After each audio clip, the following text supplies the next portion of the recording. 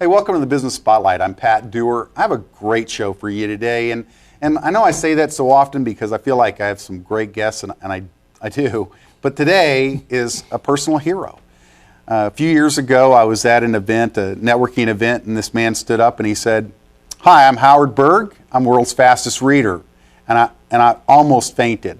And the reason is that Howard was and is one of my personal heroes. When I went to college, I literally, and this is an embarrassing statement, but I'll say it anyways on national TV, is that I was told that 99% of all the rest of the freshmen enrolled were placed above me, and that I really didn't have much of a prayer of lasting 6 weeks at the university. Well, I proved him wrong, and I sent the guy an invitation to my graduation, or at least I guess I wanted to, but the point is that I got my degree, and afterwards I never wanted to be called an idiot again. And so accelerated learning became a hobby. In the 90s, I went through Mega Speed Reading by Howard Berg. And he was talking about how he had developed the skill of going from, just an average reader to over 80 pages a minute. He has the world's record in Guinness that stood since 1990 to today. He still is the world's fastest reader at over 80 pages a minute, and he's here to tell you how you can learn the same tool, the same technique. Howard, thanks so much for being on the show. Thanks for having me. I am so excited to have you on the show, but I want to get into, rather than what you did for me personally, which was massive. You took my reading rate from just a couple of hundred words per minute to over 1,000 in a very short period of time, and it was a skill. You weren't born with this, were you? No. I actually developed it. It's an interesting story. I grew up in the projects of Brooklyn. Anyone there, you ever saw the movie West Side Story? It was like the movie without the dancing and the music. I met Bernardo. He had a knife. He put it to my throat. But I found something interesting. There was one safe place in my neighborhood. It was the library. Really? Have you ever been in a library and felt threatened by gangbangers? Not this week. Or There's some sort of filter there at the door. They don't want to go there. It's like vampires in churches. Yeah. They don't do that. They don't do Barnes and Nobles either. And I discovered at a very early age, the only place safe in my neighborhood to play was the library. And they had books there, so I read them. And I got really good at reading because that's all I could do and not get killed. Oh, really? And I had very good reading skills as a result. When I went to college, I went to the State University of New York, Binghamton. We're going to be lecturing in 2 weeks. Oh, nice. On what I'd done to this psychobiology department. I was actually their first psychobiologist. And I found out that they don't teach learning. Right. In school, I was a biologist. I went to college, studied biology. In my junior year, I got interested in the brain. How do we learn? I went to the dean. I said, I want to do a dual major, bio and psych. He says, you only have two more terms. You haven't had any psych courses. You have to do 6 science courses a term. And frankly, like they told you, you're not smart enough. And that's when it hit me. They don't teach learning in school or work. Right. They tell you what to learn, why to learn, what will happen if you don't learn. But they don't tell you you can listen to a song on the radio for 6 seconds and sing it perfectly for the rest of your life and never have a problem. Then you read a book that actually has value. And 15 minutes after you put the book down, you don't remember the title and who wrote it, let alone what was in the book. Right. So I cracked the code on learning, got up to 80 pages a minute, did a 4-year psych program in a year. I did a graduate course in educational psych in 7 hours. Got a B+ on the AP test, and in 50 minutes it was a 6-hour test. And then I realized that what I was doing was teachable. Right. And I'm going to share with you today some of the stories of some of the people I helped and how I helped them. And I'd also like to give our audience some of the strategies that I use so they could actually test it out for themselves and see an immediate improvement. Well, that, and I mean, we've got the IamSpeedReading.com where people can actually acquire a course that will help them really develop the skill that you taught me years ago, right? Better.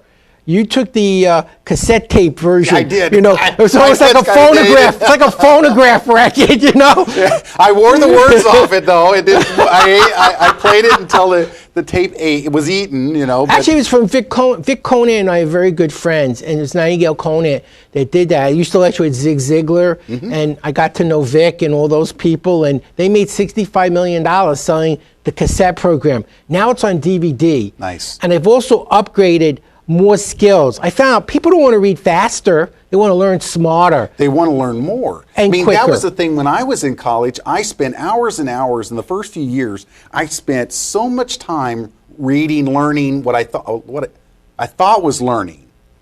And then it wasn't until my junior year that I flipped the switch and finally went, oh, this is what I need to do, is learn each day what I need to know today, rather than trying to cram for the test the night before. And that might have worked in high school, but in college, it will eat your lunch. I was with Dick Cavett, the famed talk show host, about 15 years ago. He was on MSNBC at the time. And he told me a story about Woody Allen. He said he was interviewing Woody, and Woody said he took Evelyn Woods and he read The War and Peace book in 5 minutes. They said, that's amazing. What's it about? And he said, the Russian Revolution, that's all I remember. So that was the problem with speed reading. People had a very bad taste. They'd speed up, and as soon as they slowed down to learn something, the speed went away. I found a way to speed up when you want to and slow down when you need to. And I'll explain that today to our audience so they could get started as well. Well, and I know they need to go to that iamspeedreading.com and they can get your course. But one of the things that you did so effectively and that you teach is how to begin to engage at a subconscious level rather than just conscious. I mean, it's that whole, isn't it, they say that, 227 words is about as fast as we can talk in our head? Very close to it. Depending, there are a few people who can go a little quicker, but the average is around 200, yeah. Yeah, and what is it that they're doing? What's hindering people? When most people read, they're not seeing the page, they're hearing it with their eyes. They're listening to a conversation, one word at a time. Compare that to driving at 70 miles an hour on a highway and reading the road in 4 directions, watching the GPS, listening to the radio, talking to a friend, and being on the phone. The difference is when we're reading, we're not using that part of our brain that's super fast. And I found a way to tap into the movie in a book, and I've done this with people as young as 9, my grandchildren, Ariel and Maya. One was reading 770 words a minute, and one was reading 370 words a minute, 9 years old. A normal adult's 200. Right. My granddaughter last summer read 60 books. I'm talking books like Robinson Crusoe, not Curious George, real books.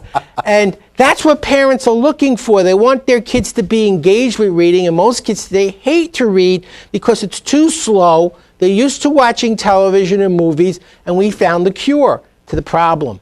Well, and you even talk about that, how some people are trained in their brain to see so much and will remember everything. Like, how many of us, my wife always says, now, we didn't see that movie. I said, yeah, we did, and I can tell her the whole story because I can see it, right? And you're telling me that I can kind of disconnect the hearing with my eyes. That was a great statement. Yes. Hearing with your eyes yes. versus being able to essentially see the book and view it as a movie. Now that sounds like, for a lot of us, we've never thought in that way because we never learned it. Well, imagine, look at the room you're in right now. Look at the carpet or the grain in the wood or the grain in the table. Imagine trying to describe that grain on a telephone to people. You can't do it. But instantly you see that whole pattern, take it in and understand it. Because the power of vision is to take in huge chunks of data quickly. Whereas hearing is auditory, it's one chunk at a time. We play a song on the radio or on a CD or an MP3 and we listen to it. We see a painting instantly. A book is more like a painting than a conversation. And if there's time today, I'd like to show them how to get started to do that. I'm hoping that they'll go to the I Am Speed Reading, but how would we begin that process, Howard? Go home after this show is over. Pick a book you've read already and understood. We want to make sure the only thing that could confuse you is how quickly you're reading and not what you're reading. Get a timer. A lot of you have smartphones. You have watches with timers. You have an eggshell timer, an egg timer in the kitchen. Time yourself for a minute in the first chapter or the first page of your book and read for a minute the way you normally read. And when the bell goes off, take a pencil, mark off where you finished. So now we know how quickly you can read in a minute. Now go back to the next chapter. This time, take your left hand and go across the page, one line at a time, totally across, with your eye following your hand as quickly as you can comprehend. keep going faster until you can't comprehend to find your ceiling, then go back down to the level where the comprehension comes back. For about 10 minutes, just practice reading as quickly as you can with your eye following your hand, one line at a time, and then go back to where you started originally. And for 1 minute, time yourself and see how far you can go using your hand to move your eyes. You'll be astounded. You'll go 10, 15, maybe 20% further just for that one step. And that's actually the first step in the full reading program that we're giving people the chance to try risk-free. Well, one of the things that's really important too is that the more they practice that, just moving their hand, the less it becomes an issue in their brain that they're thinking, I gotta move my hand, I gotta move my hand. And all of a sudden that begins to accelerate it even further, doesn't it? It's like typing. First it's like, where's the letter A? Where's the letter A? Where's the I still do that. Where's the letter? But most people, when they get good at typing, don't have to think where the letters are. You play an instrument. Where's the C chord? Where's the D chord? Initially, it's quite painful. You have to kind of think, where's the C chord? And then a few weeks later, it's like, play a C, play a D. It's the same thing. The brain wires up when it does something repeatedly, and this becomes completely instinctive. And then your speed goes up even further, because initially you're thinking about what you're doing while you're reading, and then you're just reading again. So your full brain is reading, so you see another huge spike in your reading speed. So if you can double initially in just a few hours' time, imagine the results you get after a little bit of practice. Who's this really for? I want to get into, because you've told us some stories of people that have done amazing things, but I really want to know, you know, when you're talking about learning today, isn't this for everybody? Everybody. Right now, students, there's a 70% dropout rate in two-year colleges. There's a 50% dropout rate in four-year college. And it's taking 6 years on average to finish a four-year degree. So if you're a parent and you thought getting your student into college was going to be hard, getting them through college, that's the real challenge.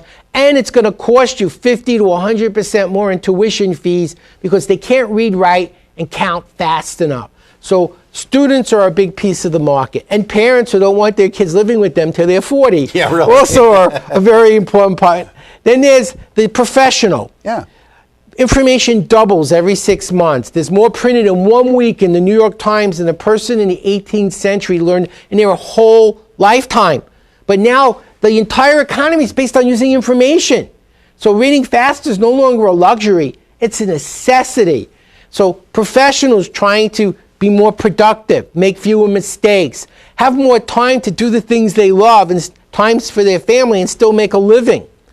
Then there's the guy who got laid off. They're going back for new skills and they're flunking out at a 70% dropout rate. So that's a pretty serious problem.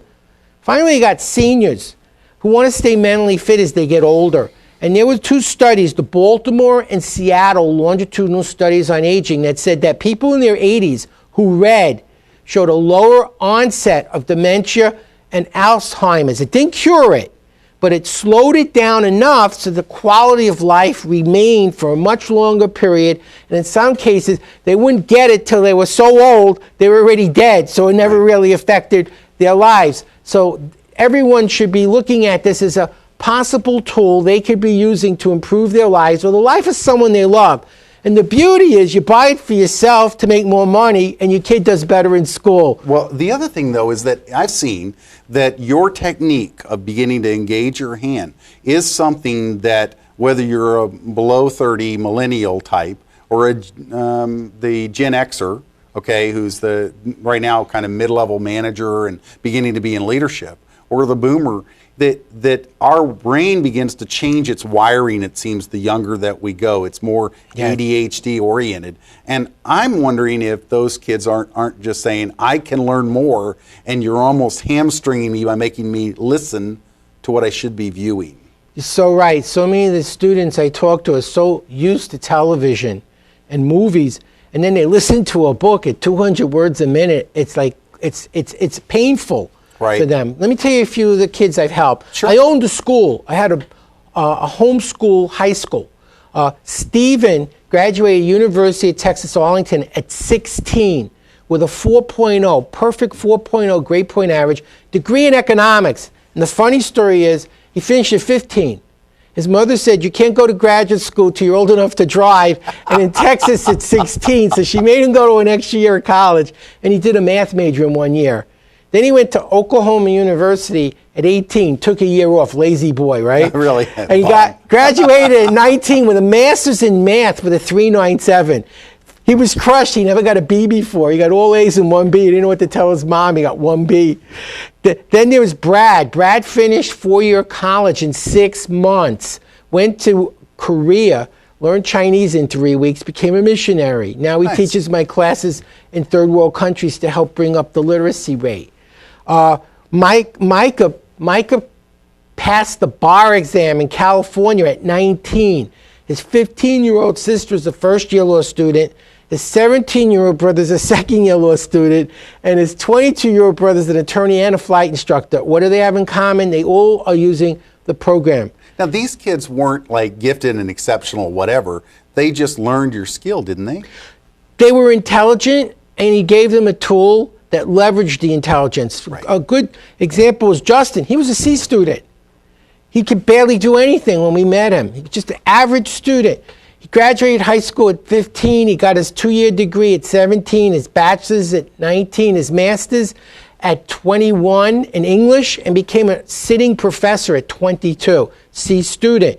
When you give people the right instruction, the right tools, you get better results. You try to hammer a nail with your hand, it doesn't work as well as a hammer. You try to screw with your fingers, works better with a power screwdriver.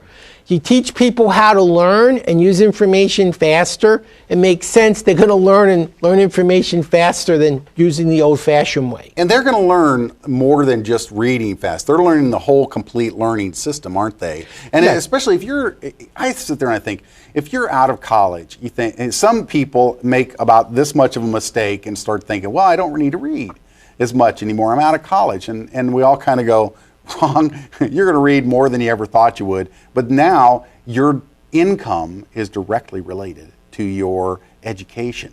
Now, when I say education, it's not what they trained you in college to do. It's what you're doing every single day to increase your value to the marketplace. If they increase their value to the marketplace, do they make more money, Howard? I used to lecture with Zig Ziglar. Zig would say, rich people have big libraries, poor people have big TVs. And he's right. What you know is what determines your income. A brain surgeon makes more money than a floor wiper because you'll pay more money to have a tumor removed than to clean your house. Right. The other thing is, since information doubles every 6 months, I don't care what you're doing, staying on top of that information is taking a significant amount of your time. Cut that time in half, and you have more time to spend on your business and more time to spend with your family. So it's about being successful in a knowledge-based economy. It's no longer a luxury to read quicker. It's a necessity, and it isn't being taught. And you're right. It's not about fast. It's about learning. I thought maybe I could give people a little tip on what to learn. Sure. One of the things I do want to encourage you, what Howard's talking about is what you get at the imspeedreading.com website. And he's created a really phenomenal program just for me and saying, hey, Pat, here's the thing that will help your audience. So if you're listening and you want to learn faster and be more and really keep up with, I'll say, your industry, but even more than that, keep up with the world around you, then go to imspeedreading.com. Get the material. Now, it's guaranteed, right? Yeah, and it's actually, I've given them a $150 discount off of my normal price. So they're actually, thank you. Yeah, Thank and you I'm letting them try it for 30 days free. And if they need help, I give them my personal contact information. I will help them. I was a teacher for 10 years, and I'm still a teacher. I don't think it's about selling a program. It's about changing people's lives. So if people need your help, you should help them accomplish what they expected when they got something. The good news is very few people call because they made it so easy to learn. And one of the secrets is, what do you learn? Yeah, what do you learn? There's only 5 things you really need to learn. First thing is the new words. About 80% of any new subject is vocabulary. Right. Second thing are people and names. Well, who's in the book? What did they do? Third thing is any formula, a statistic, or number, or date. You have to know those things. They're there not for decoration. Right. They're important. You look at the headings and subheadings inside of a nonfiction book, and you're looking for the 5 most important ideas. And the last thing are the questions. Now, most people read questions at the end. Then they say, oh, I don't know the answer and have to go look for it. I read the questions first so I know what I'm looking for. Right. Then when I find it, I go, this is what I'm looking for, and it takes me a fraction of the time to find what I need to know. And by using that strategy, learning those 5 things, we did a group of kids aged 11 through 15. We gave them a 30-chapter book in Lifelong Developmental Psychology, which is a sophomore book in college, not a freshman book. And 18 students took the CLEP. We want to write that down, C-L-E-P, for credit. And 15 out of 18 students passed it in 1 week. Done with college psychology at 11 years old. Nice. And the beauty is, now when they apply to a college, they have college credit. They're a much better prospect. They have a higher chance of getting that scholarship money. And the confidence that that youngster has when they enter college is one that, I've done this, I know what I'm doing, and I'm going to do really well when I get here, versus college scares me, I don't know how I'm going to handle this, and then you have a 70% dropout rate because they can't handle it. They can't read, write, or count fast enough to do the work. Well, and here's the other thing that's kind of important. You know, you talk about 6 years versus 4 years. I went through college in 5 years. I paid for most of it myself because I worked in the oil field during the summer on a rig, and I got a lot of money doing that. Well, that helped a ton. I came out with not a lot of debt. The kids that are coming out today... Greasy hands. Yeah, greasy hands. I guarantee I was greasy everywhere. But the thing was is that I came out of that. I didn't have much debt. The kids that are coming out, I have a son right now who's been at Lamar the last 4 years. He is going to come out with a ton of debt because he didn't pay with it with his sweat equity. He's done the borrow the money, pay it back. He got a lot of college grants and some scholarships and things because he implemented some of the things that I taught him that you taught me. But the fact is that he's going to come out with a lot of debt. If he goes 5-6 years, that's going to add $20,000 to $30,000 a year. It's like owning a house without the house. Right. And I think right now they said that college debt is higher than credit card debt. Oh, it's incredible, and it's actually a revenue source for the government in a big way, like more than taxes. And the thing that's really funny though is, and this is why I want to say, $30,000 or $60,000 extra, when you could invest $147 or $149 and get what? Learn how to learn. So not only you get through school, and this is the big piece, you learn how to build your own company. Right. You know, what's happening now is college graduates can't find work. That's right. Many of them are making that $8 an hour job with the $60,000 debt that they have to pay off. And it's a shame because they were smart enough to go through school, they're smart enough to start a company. How do you start a company? You read books. You read books by people who started companies that were successful in the thing you want to do. You read one book, maybe they got lucky. You read 10 books by 10 people doing what you want to do. You have a business plan. And now you're prepared to be successful. So instead of depending on someone to hire you at $8 an hour, you become an entrepreneur. You learn how to think for yourself. You take that education, you leverage it, and you become a success. And if you need to change skills, change quickly. I'll give you a quick story. About 8 years ago, we wanted to go to Hawaii on a cruise ship. And they wanted me to teach Photoshop. And I said, oh, I teach that all the time. I didn't even know what it was. Now, Photoshop takes 4 years to learn in college. And I had 10 days to learn it. And I thought it would take me a few hours. Well, the dummies book was 800 pages.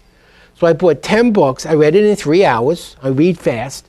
You do have the world record.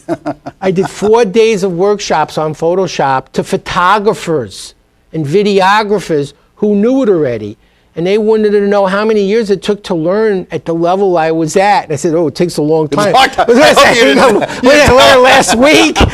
But that's how well I learned it. And that's what people need to do in business. How many of them need to learn a new piece of software, or social networking, or marketing, or communication? Who's got 6 months to learn these things? What if you could do it in an afternoon and actually make some money tomorrow?